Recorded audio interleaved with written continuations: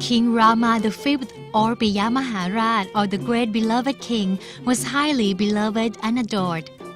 He was a developer in the country advance who could access all his subjects. His royal private travel might have been only a travel in general meaning, yet to him it had a more profound meaning. Keen travelers should follow His Majesty's proceeding routes to feel the historical atmosphere during that time. In addition, we can see the beauty of people, places, tradition and culture of the lower southern region, namely Songkhla, Narathiwat, Pattani and Ston, which were partly the royal journey to the Malayan Peninsula, totally 8 times. What we have to take into account is the transportation at the time was not as convenient as nowadays. Moreover, most of His Majesty's royal proceedings were not directly by the royal boat to the Malayan Peninsula, but he preferred going through many towns which reflect the genuine meaning of the royal proceeding. This is the worthiness of following His Majesty's proceeding trail.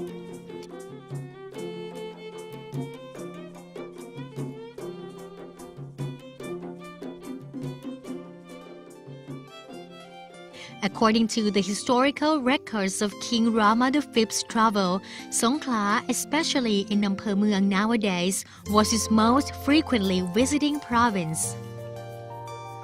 There are many interesting places, particularly Machimawat Temple or Klang Temple.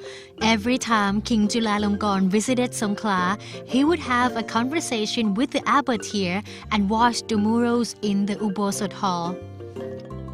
Only 300 meters from Machimawat Temple is Masjid Banbon or Banbon Mosque. His Majesty gave his financial support and had the craftsmen at Machimawat Temple decorate this mosque in accordance with his attention to foster every religion.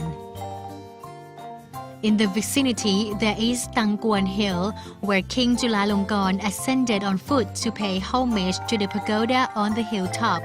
There is also Vihan Dang or Red Pavilion, the residing pavilion which His Majesty had ordered to complete the construction, which had been unfinished since King Mongkut.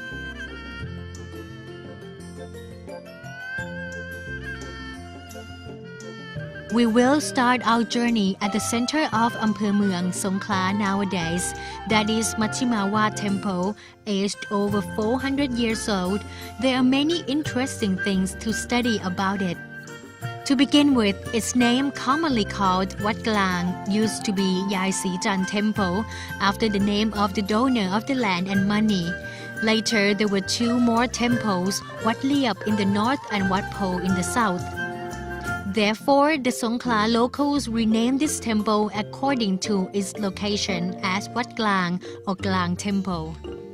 When King Chulalongkorn's younger brother, พระเจ้าน้องยาเธอกรมหมื่นวชิรยานวโรรส in monkhood visited Songkhla in 1888, he changed to an official name Machimawat Temple, which means Wat Klang or Middle Temple in the common language.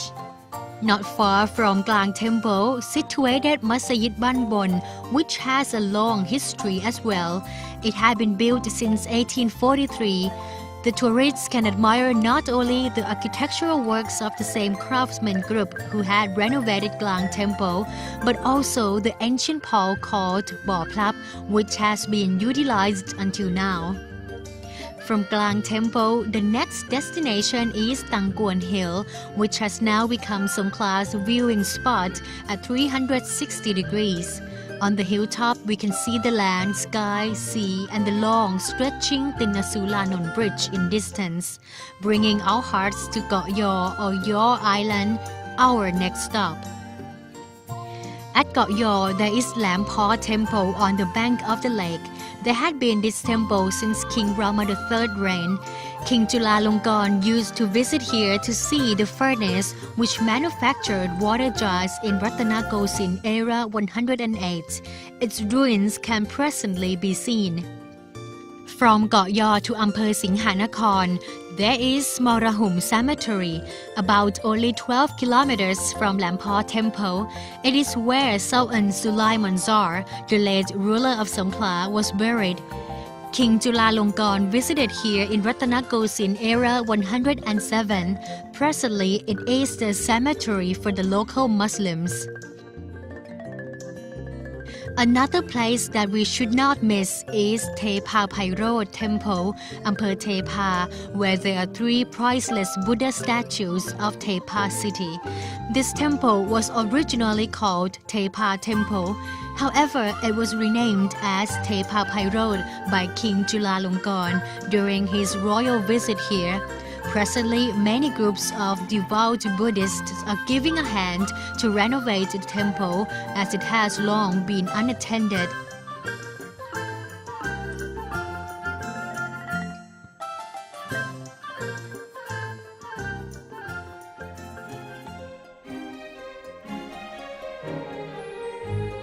According to the records of the royal visit to the Malayan Peninsula, His Majesty had visited Pattani for 5 times, that is, in Ratanakosin eras 107, 108, 109, 117, and 119.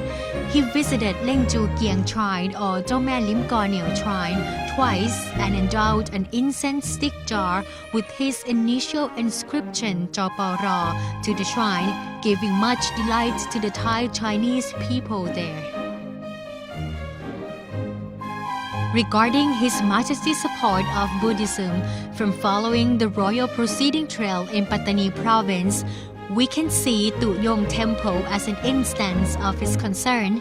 He had given 80 Chang, his personal account, to foster the temple and had inscribed his royal initial Joporo at the gable of the Ubosot Hall. Later, he rendered a new name as Muttalin Tawapi Vihan Temple. This temple is surrounded by sacred archaeological and architectural constructions, such as the Buddha statue of Manvichai's gesture of Chiang San period, stupa in the shape of an upside-down bell.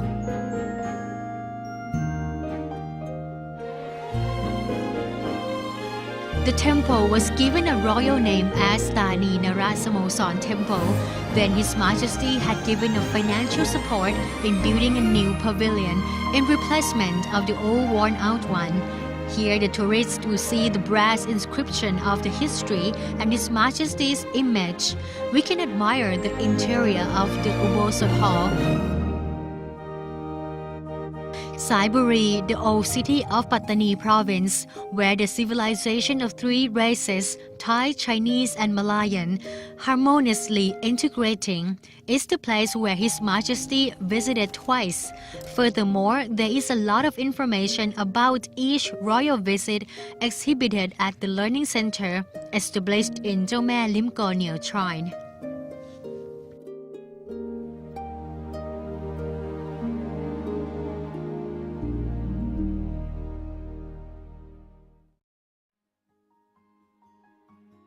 According to the written account regarding the royal visit to the Malayan Peninsula, His Majesty visited Kelantan 4 times.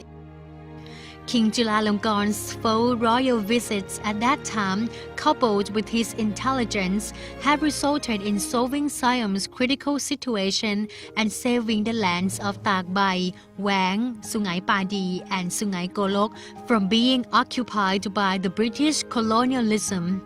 Regarding the 1909 or 2452 BE Thailand-Great Britain Treaty, Thailand had raised the location where Chontara Singhe Temple is situated in Ampher Tak Bai as an evidence of Thai existence and of being Buddhist to oppose to the British occupation. The Great Britain had to acquiesce due to this account. Although Thailand had to surrender the lands of Saiburi, Kelantan, Trengganu, and Perlis at that time, we could save the above-mentioned lands.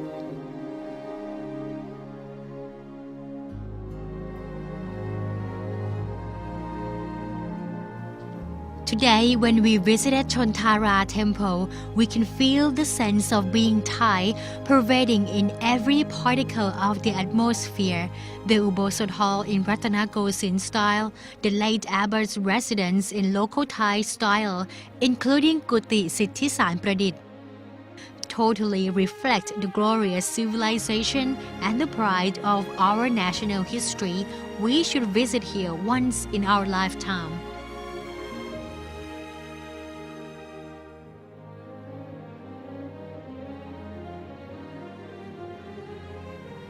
Back to Ratanakosin era 109 during the royal travel to the west coast provinces. Before proceeding to Langkawi Island, then was a precinct of Siam, King Chulalongkorn not only passed the Rutao Island but also spent the night in the royal boat in the north of the Rutao Island. The next day, His Majesty traveled in the island until 2300 hours before proceeding to Langkawi Island.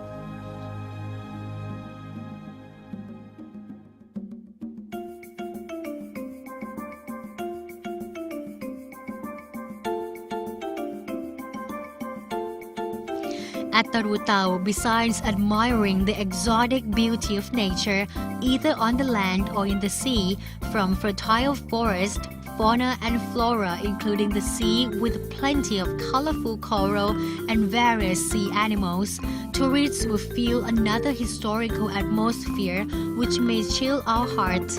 We would profoundly understand the meaning of abandoned in an island. The island during 1936 to 1948 used to be a prison for political and severe prisoners with an intention to cut them off from the outside world. The period of World War II was the severest moment of suffering for these abandoned prisoners. Consequently, they turned to be pirates plundering the passing cargo ships. They were arrested by the Thai police in cooperation with the British soldiers in Malaysia. Throughout the royal journey in Malayan Peninsula, as stated, it has reflected the state of the king who had dedicated himself to his beloved subjects who wholeheartedly loved him. His Majesty proceeded to many cities for various beneficial deeds. For instance, he performed his obligations as a foster of all religions to unite all hearts of different nationalities living together in the kingdom. Despite the land surrounded by water, be it the Thai property, His Majesty would not hesitate to visit with great concern. Moreover, when the country was in hardship, all the local information His Majesty himself had acquired became a secured protection to protect the kingdom from the colonial intrusion. Every record and every trace today are forever valuable and meaningful to all Thai whose hearts have the opportunity to feel them.